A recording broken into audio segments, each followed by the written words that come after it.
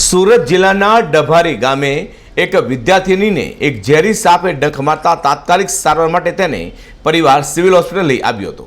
એટલું જ નહીં, પરંતુ ડોક્ટરે પૂછ્યું તમને કયો સાપ કરડ્યો, તો પરિવારે થેલીમાંથી મૃત સાપ કાઢી બતાવતા ડોક્ટરો પણ ચોંકી ઉઠ્યા હતા।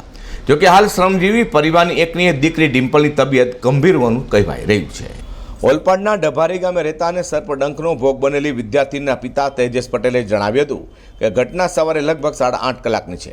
હું પેટ્રોલ પંપ પર કામે ગયો, તેની માતા ઘરકામ માટે નીકળી ગઈ હતી। ઘરમાં બીજું કોઈ જ નહોતું। ઘર આંગણે જ હાલ ઝરખ નામના સાપે ડંખ મારતા ચીચિયાડી સાથે ડિમ્પલ જમીન પર પડી જવા પામી હતી।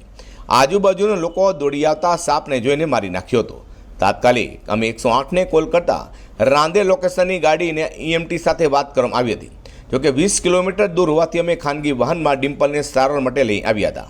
તેમણે વધુમાં જણાવ્યું હતું કે દિહણ ગામ નજીક 108 દેખાતા ઊભી રાખી ડિમ્પલને તેમાં લઈ સારવાર માટે સુરત સિવિલ હોસ્પિટલમાં લઈ આવ્યા હતા। લગભગ 9:45નો સમય હતો, એટલે સાપ કરડ્યા બાદ 1 કલાક સુધીનો વધુ સમય થઈ જવા પામ્યો હતો। જોકે સિવિલ આવતા ડોક્ટરે ડિમ્પલને તાત્કાલિક તમામ સારવાર આપી તેને બચાવવાનો પ્રયાસ કરી રહ્યા છે। તેમણે જણાવ્યું હતું કે 2 સંતાનોમાં એક દીકરો અને બીજી નાની દીકરી છે। ડિમ્પલ ધોરણ 9માં અભ્યાસ કરે છે। સાહેબ, સમયસર સારવાર મળી ગઈ હોત તો આજે મારી દીકરી આ પરિસ્થિતિમાં ન હોત। મારી દીકરીને બચાવી લો તેવી તેને આજીજી પણ કરી હતી। અઝર કુરેશી સાથે પ્રકાશવાળા, G10 ન્યૂઝ।